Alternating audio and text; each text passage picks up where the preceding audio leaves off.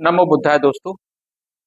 दोस्तों, अब तक आपने मेरे वीडियोज में देखा कि भगवान बुद्ध ने लगातार ऐसे लोगों को बौद्ध दीक्षा दी जो समाज में बहुत ही निचले तबके के थे, जो बहुत ही गरीब थे, जिनको समाज में बराबरी का अधिकार प्राप्त नहीं था। लेकिन भगवान बुद्ध ने उनको विशेष रूप से ध्यान दिया उनके ऊपर और अपने धम्म के द्वार उनके लिए खोल दिए। आपने मेरे पिछले वीडियो में देखा, एक चांडाल कुल की लड़की प्रकृति, जो भिक्षु आनंद से प्रेम करने लगी थी, उसको भी उनने गले लगाया।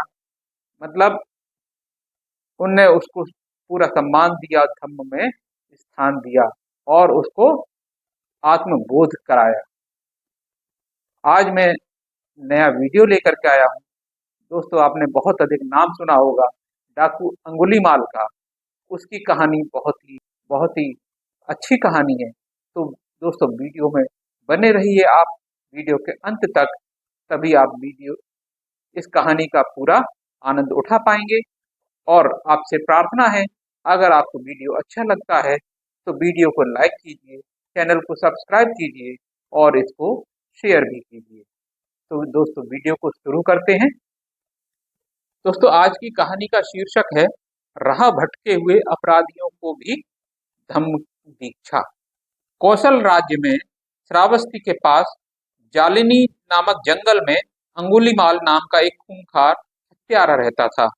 उसके हाथ हमेशा खून से रंगे रहते थे। वह मनुष्य की हत्या करके उसकी उंगली काट लेता था और माला में बांधकर पहन लेता था। इसी कारण वह डाकू अंगुलीमाल के नाम से जाना जाता था। राजा प्रसेनजित ने उसे पकड़ने के लिए सैनिकों की कई टुकड़ियां तैनात कर रखी थी, लेकिन वे भी उस खूंखार हत्यारे का कुछ नहीं बिगाड़ सके। अंगुलीमाल के भय व आतंक से जंगल में कोई जाता नहीं था। इस कारण 3-4 योजन तक लोग घर और गांव छोड़कर श्रावस्ती के चारों ओर डेरे डालकर रहने लगे थे। उस समय भगवान बुद्ध श्रावस्ती में अनाथपिंडक के जेतवन में विहार कर रहे थे। उन्हें अंगुलीमाल के अत्याचारों की कहानी के बारे में पता लगा। तथागत ने उसका हृदय परिवर्तन कर एक संत धार्मिक पुरुष बनाने का तय किया। एक दिन वह श्रावस्ती के बाहरी भाग में भिक्षाटन के लिए निकले, लेकिन सभी लोग घरों को बंद किए बैठे थे और सड़कें सुनसान पड़ी हुई थी। बुद्ध एक घर के आगे भिक्षा के लिए खड़े हो गए। घर के लोगों ने दरवाजा जरा सा खोलकर देखा कि बुद्ध बाहर खड़े हैं। गृहस्थ दौड़कर बाहर आया और बुद्ध से अंदर आने की विनती की। बुद्ध के घर में आते ही गृहस्थ ने दरवाजे की सांकल लगा दी। गृहस्थ ने बुद्ध से कहा, भगवान, आज बाहर जाना बहुत ही खतरनाक है। इस इलाके में खूंखार अंगुलीमाल नजर आया है। वह बहुत ही खतरनाक हत्यारा है। वह युद्ध कला में बहुत माहिर है। एक बार 40 लोगों ने उसे रास्ते में घेर लिया, लेकिन उसने अधिकतर को मार डाला और बाकी लोग जान बचाकर भागे। वह जिस व्यक्ति की हत्या करता है उसकी कोई चीज चुराता नहीं। राजा प्रसेनजित ने उसे पकड़ने के लिए सशस्त्र सेना लगा रखी है, लेकिन कोई सफलता नहीं मिली। अब वह इस नगर में देखा गया है, इसलिए कोई भी बाहर नहीं निकलता है। भगवान, आप भी फिलहाल यहीं रहें। गृह स्वामी से अंगुलीमाल के बारे में सुना और धन्यवाद करते हुए बुद्ध अंगुलीमाल की खोज में निकल पड़े। घर वालों ने बुद्ध से खूब विनती की कि वह बाहर नहीं जाएं, लेकिन बुद्ध महामानव कल्याण के लिए नहीं माने और अंगुलीमाल से मिलने चल पड़े। तथागत बुद्ध को उधर आ जाते देख ग्वाले, भेड़ बकरियां चराने वाले, हल जोतने वाले, राहगीर सभी चिल्ला उठे, श्रमण, उधर मत जाओ। अंगुलीमाल इधर आया है, वह आपको मार डालेगा। तथागत बिना एक शब्द बोले अपने पथ पर आगे बढ़ते जा रहे थे। सभी लोगों ने बार बार भगवान से प्रार्थना कर चेतावनी भी दी, लेकिन उन्होंने अपनी दिशा नहीं बदली और चलते ही रहे। बुद्ध पूरी तरह से सजग, धीर गंभीर भाव से कदम बढ़ाते हुए चल रहे थे। इसी दौरान दूर से भागकर आते हुए किसी व्यक्ति के पैरों की आहट सुनाई दी। वह समझ गए वह अंगुलीमाल ही है। पहले तो भगवान को अकेले देखकर वह चकित हुआ। जहां 40-50 आदमी भी एक साथ आने से डरते थे, वहां भगवान अकेले ही चले आ रहे थे। इस बात पर उसे बड़ा ताज्जुब हुआ। तथागत अपनी स्वाभाविक गति व सजग चित्त से आगे बढ़ते जा रहे थे। अंगुलीमाल अपने पूरे वेग से दौड़ने के बावजूद भगवान को पकड़ नहीं पा रहा था। अंगुलीमाल ने सोचा, यह विचित्र है, यह अद्भुत है। अभी तक तो ऐसा था कि पूरी गति से भागते हुए किसी हाथी, घोड़े, गाड़ी या हिरण को भी मैं पकड़ सकता था। अब मैं पूरी गति से दौड़ने पर भी स्वाभाविक गति से चलने वाले इस श्रवण को नहीं पकड़ पा रहा हूँ। अंगुलीमाल रुक गया और चिल्लाकर तथागत को चेतावनी भरी आवाज में रुकने के लिए कहा, भिक्षु रुक जाओ, मैं कहता हूँ रुक जाओ। भिक्षु। बुद्ध सहज गति से चलते रहे। अंगुलीमाल अब भागने के बजाय तेज कदमों से चलने लगा। उसके हाथ में तलवार थी। वह चलते हुए बुद्ध के एकदम पास आ गया और बोला, भिक्षु, मैंने तुम्हें रुकने के लिए कहा था, रुके क्यों नहीं?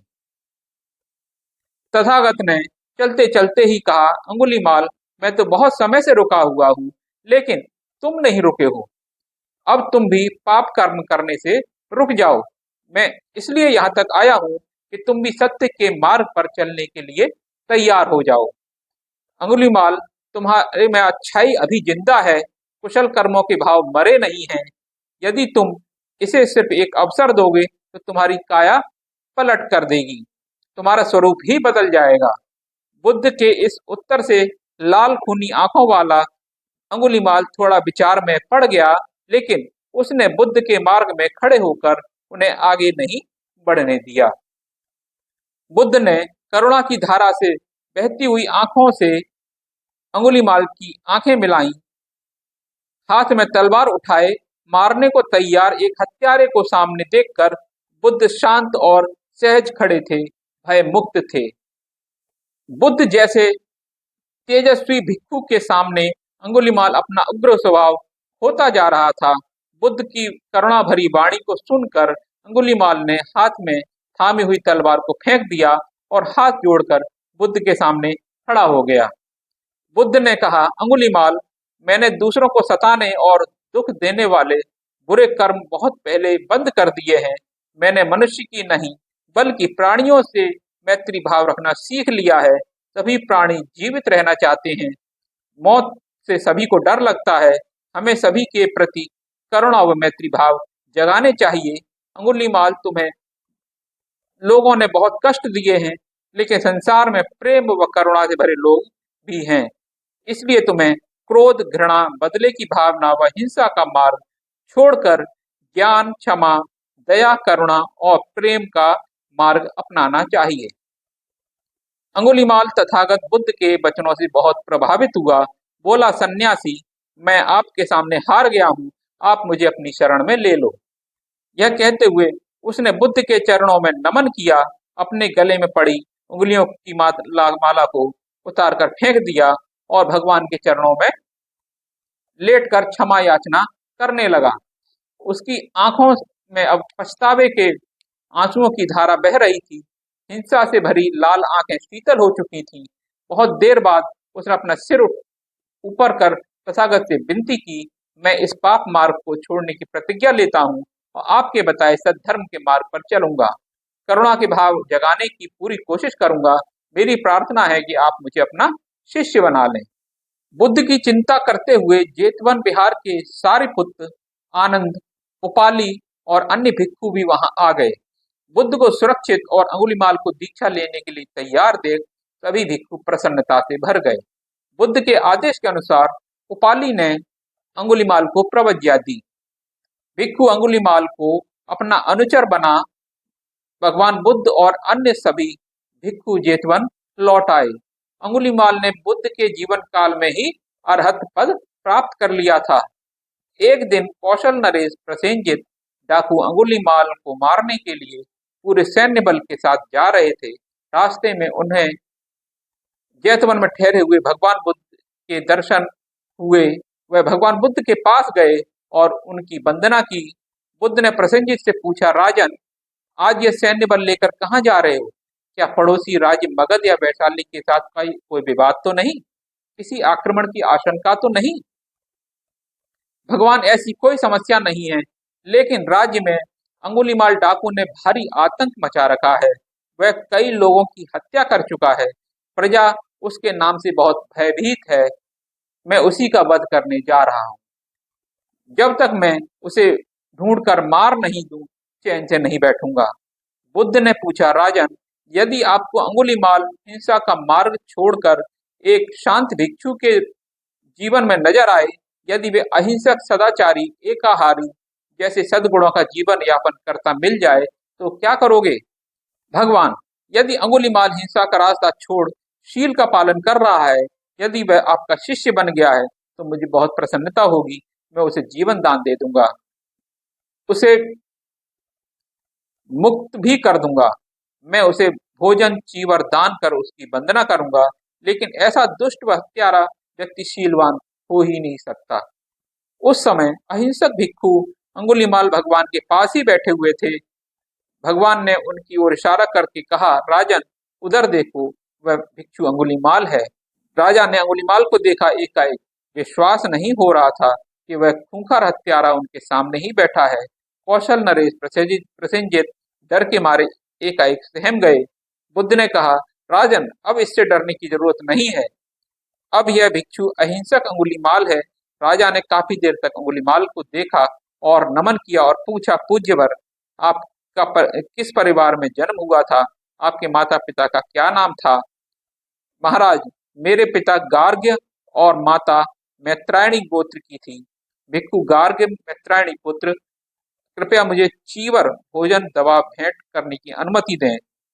अंगुलीमाल ने विनम्रता से कहा, राजन, मेरे पास 3 चीवर हैं जो पर्याप्त हैं।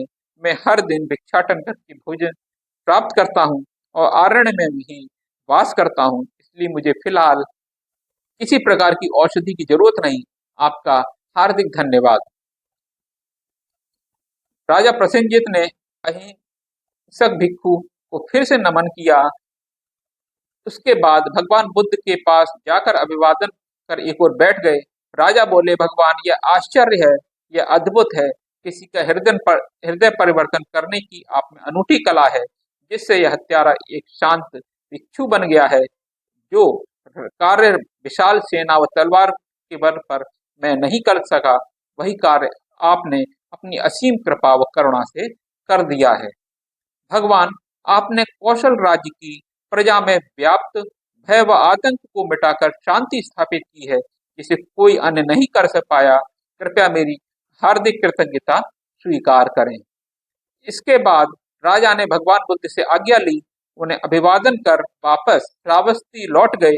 अंगुलीमाल के भिक्षु बनने की खबर श्रावस्ती और पड़ोसी राज्यों में भी फैल गई। इससे शाक्य मुनि, बुद्ध और संघ की प्रतिष्ठा और बढ़ गई।